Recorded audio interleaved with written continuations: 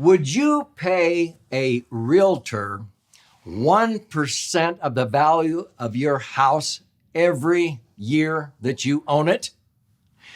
In this educational episode, I'm going to answer the question, what is better, a fee-based financial planner or a commission-based financial planner? Get ready. I'm going to give you some insights that a lot of people don't think about, and many fee-based planners will not tell you.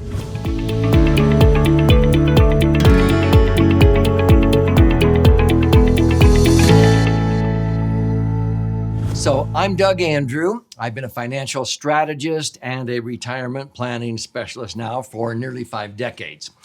And during that 5 decades, I've helped thousands of people optimize their assets, minimize taxes, earn predictable rates of return, averaging 7 to 10% net, tax-free for their retirement, working capital for business, real estate management, estate planning, emergency funds, college funding, and what have you. And they would come to me in order to accumulate, access, and transfer their money totally tax-free. And they wanted to be able to use the money for living benefits. They didn't come to me necessarily wanting or needing life insurance per se, but they wanted to know where I put my serious cash to accumulate it tax-free, and then be able to turn on tax-free income anytime and not have to wait till I was 59 and a half or 72 or whatever. I didn't want any of those strings attached like you have with qualified plans like IRAs and 401ks. And so many times they would begin to ask, well, how do you get compensated, Doug? In fact, I was very flattered because many times because of what I did for them, because I approach things from 3 dimensions. It's not just about the money. So people would tell me, golly, Doug, we think clearer when we meet with you than we do with any other advisor we've been with. We feel better about our future and not outliving our money and not ruining our children with our success and our equal distribution trust. Until we met you, we changed it to equal opportunity. We've learned how to do family vacations with a purpose and abolish entitlement mindset. It's way more than the money.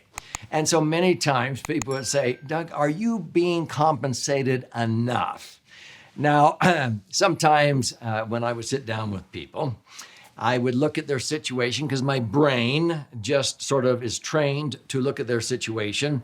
And I can usually look at 6 numbers on a financial statement or somebody's tax return. And within 2 minutes, I can tell where they're at financially and how much of a fortune they're missing out on and what they know and obviously don't know and how long their money's going to last. But my brain just goes, they're going to pay about $320,000 of unnecessary tax if I don't teach them how to do a strategic rollout and get their money out of those IRAs or 401ks sooner than later, rather than deferring until they're age 72 like their advisor's telling them, and then taking RMDs, required minimum distributions. I need to show them a few illustrations or they're going to pay $320,000 of unnecessary tax. Now, my brain just does that. And so I get very passionate about showing them what they can do to optimize assets, minimize taxes. And frankly, many times at a minimum, we have doubled people's net spendable income because of redirecting otherwise payable taxes to causes they support, their retirement. Or I have, in many cases, even tripled and quadrupled people's net spendable income.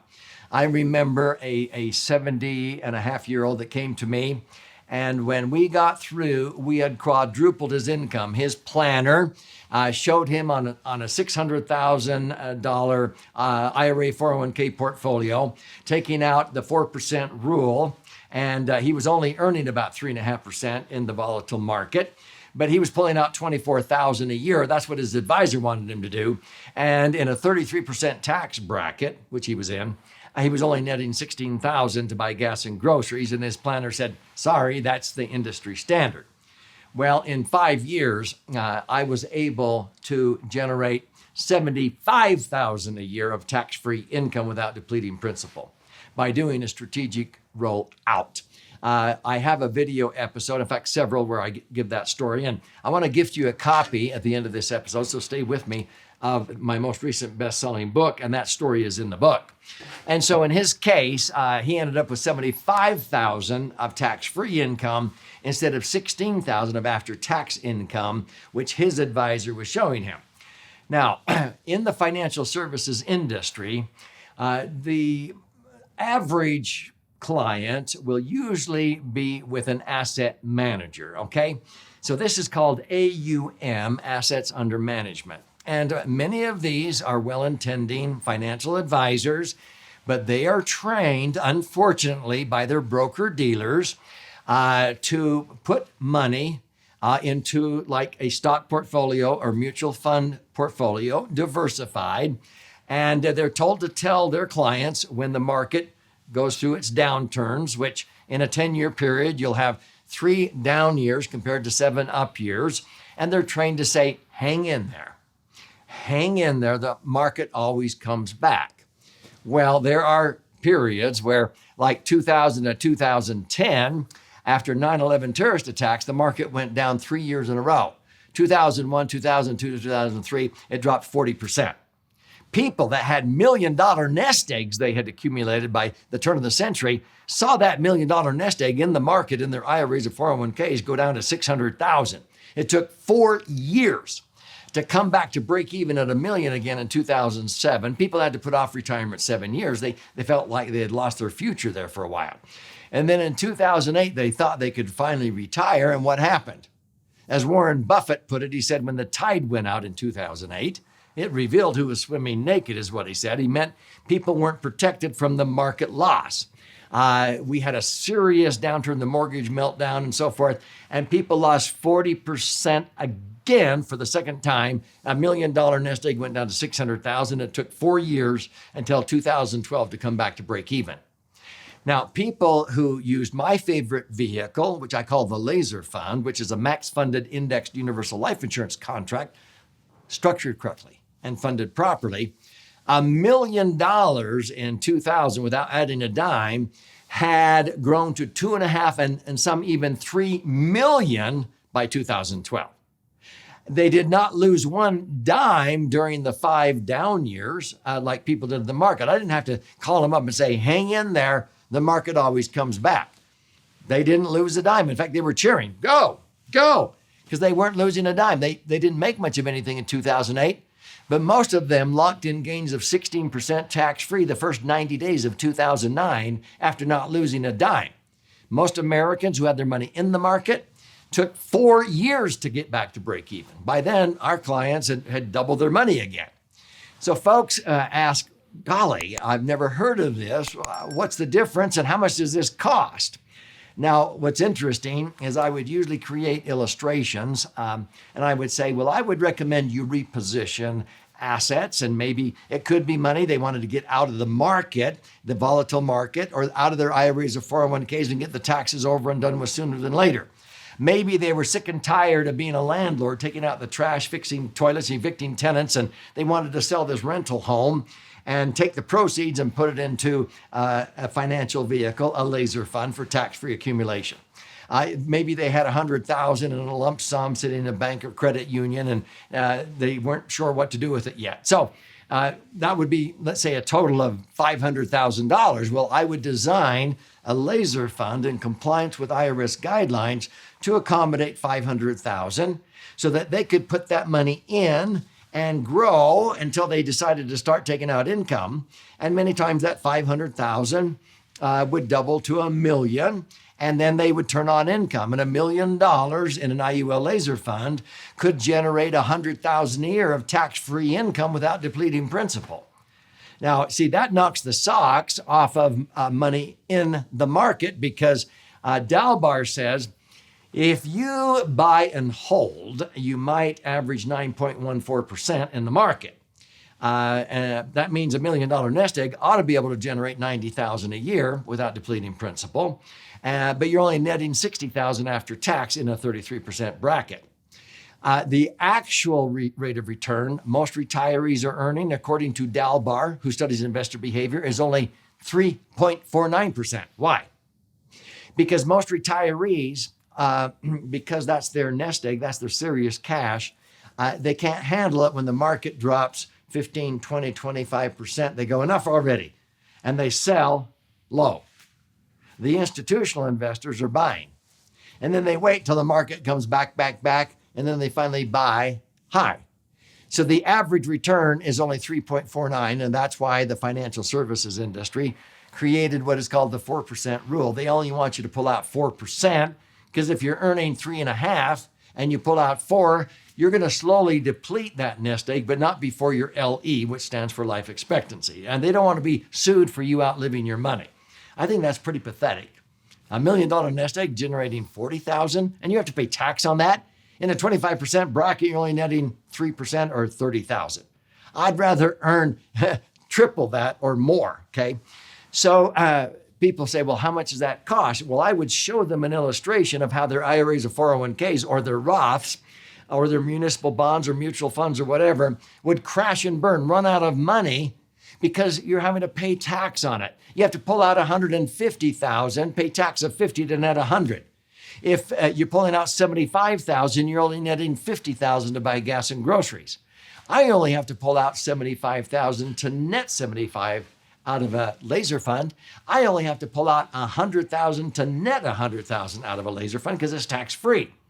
So I would show them the laser fund over on the right, and it would last if they lived to be 120 years old. Their IRAs or 401ks would run out of money because they had to pull out more to net after tax what they needed to buy gas and groceries. And so it was a no-brainer. They would see their IRAs or 401ks running out at age 76 or age 82. And I'd say, this one over here lasts until you're age 120 and you still have your million. Which one do you want? They'd go, duh, the one on the right. What is it? Well, it's what I call the laser fund. Well, what's a laser fund? Well, it's a max funded indexed universal life insurance policy. Oh, we don't need any insurance. I'm going, okay. But you chose it because look at what it did. Yeah, but we don't need insurance. I'm going, well, which one is better? Well, that one. But we don't need insurance. How much does that cost? I'm going, that's the wrong question. How much did it make you? That's net. That's net of all costs. Oh, well, we don't need insurance. I said, well, then make me the beneficiary. I would tease them because they weren't getting it. They thought somehow there was a cost that was going to be subtracted from that. No, that's net. And so they would say, well, how can you do that? Well, the cost of the insurance and the fees. And they go, oh, no, my planner says that you insurance guys, you get paid exorbitant commissions. And I go, you want to hear the truth? Here we go. Now, the asset manager may charge you 1% asset management fee or more. Sounds pretty good. And they're saying, oh, that insurance agent is going to make a huge commission on you. Oh, really? A huge commission. Let's compare the two. So the asset manager, let's say that you walk in with $500,000 to an asset manager and you don't add a dime to it. You hand them $500,000 and they charge you 1% every year as that money grows. So let's say they're able to do what I've done with laser funds, earn 9.62. Let's round it down to 9.6. At 9.6% divided into the rule of 72, your money will double every 7.5 years. So far, so good. $500,000 will double to $1 million in 7.5 years. $1 million doubles to $2 million, another 7.5. That's the 15th year. $2 million doubles to $4 million in the 22nd and a half year. And then $4 million doubles to $8 million by the 30th year. So you walk into an asset manager, you give them $500,000, and they're going to charge you 1% as that $500,000 grows to $8 million over 30 years. But I'm managing that. Well, whether they make money for you or not, they still charge you 1%. Now, maybe they are really good managers. Okay, let's give them the benefit of the doubt. But 1% a year as it grows from 500,000 to 8 million. Do you know what you would pay in fees? Over 960,000, just under $1 million. And they're claiming to be virtuous. We're a fee-based advisor. We're fiduciaries. This guy was ripping you off, selling you an insurance policy. Oh, really? When you took out that laser fund and you put in 500,000, I couldn't put it in all at once. You put in 100,000 a year for 5 years. Okay. Now I may get 4%. Okay. I may get $4,000 every time you put in 100,000. Yeah, that's 4% on new money that goes in, but that's it. That's over. It's done with. Okay. It's a one-off. So I get 4,000 every time you put in 100,000, and after 5 years, I got compensated maybe $20,000, and I'm done. As the $500,000 grows to $8 million in the laser fund, which we've had many clients do that, I did not earn one dime on that $500,000 as it grew to $8 million. I only got compensated on the new money when it went in to open the account. 20,000. Let me just compare it this way. Let's say that you went to a realtor and you wanted the realtor to find you a $500,000 house. Okay. And the realtor says, yeah, okay, well, realtor's fees, as you probably know, 6%. So on a $500,000 house, 6% is 30 grand. And you do that without batting an eye. You pay 30,000. But what if the realtor said, well, you can pay me 6%, and if you don't like that, I have an alternative. You can pay me 1% of whatever this house is worth every year for as long as you own it. Well, I plan on staying in this house probably the rest of my life. Well, then pay me 1%, whatever it appraises for every year the rest of your life. Would you do that? That's what you're doing with a fee-based advisor. You're paying 1% on the value of your account, whether they make you money or not. Now, maybe they are justified in charging you, but they're acting like they're virtuous compared to an insurance agent that is commission-based. Folks, you will shell out over $960,000 based upon that. I would not pay a realtor 1% of the value of my house every year the rest of my life. I would rather pay a one-time fee. So when people come to me, I say, yes, I'm commission-based because I am going to save you way more than that in tax. I want Uncle Sam to cover my costs. In fact, most people, I say, if I could save you $500,000 of unnecessary tax, would you be happy? Oh, we'll give you half of everything you save us in tax. Well, yeah, because they're going to shell it out. I should have done that. Because if I save them $500,000, which I've done for many clients, some people I've saved them $1 million, 1.2 million. I would have made $500,000. Instead, I got compensated $20,000. I would rather have a minuscule portion of money that I save them in unnecessary tax compensate me, but commission-based is the most virtuous way. I get paid only for establishing an account when you put in new money. I have to help you then optimize those assets. And if you open another one and another one, I might get compensated. But I don't make one dime off of the money they make as that $500,000 grows to $8 million. A fee-based advisor does. So that's why when you meet with an IUL specialist, they can run you an illustration and show you the actual costs and fees. Their portion is very small compared to the actual cost of insurance. But you'll see at the end of the day, if you averaged 11% like I have, you'll net 10. That 1% is money that would otherwise go out the window in tax if you had your money in the market in tax-deferred IRAs or 401ks. That's why I say you'd have to be earning 15 or 16% with that planner to net 10, and then you have another 1% in fees, you're only netting 9. If they tell you to take out 4%, you're only netting 3% after tax and maybe only 2% after fees. Which one was better, the fee-based or the commission-based? Hopefully, you're getting some ahas from this episode. So don't necessarily just assume when somebody says, I'm a fee-based advisor, therefore I am cheaper and better. Not necessarily true. Maybe they're earning their money managing your portfolio, but it's going to cost you big time through the life of that relationship compared to a commission-based advisor that only gets paid on the money that goes in the beginning. So think twice and ask an IUL specialist to show you how the costs and fees go down the longer you own the account, retroactive back to day one. Does that make sense? If you want to learn more about this laser fund, I want to gift you a copy of my most recent best-selling book, How to Diversify and Create the Foundation for a Tax-Free Retirement.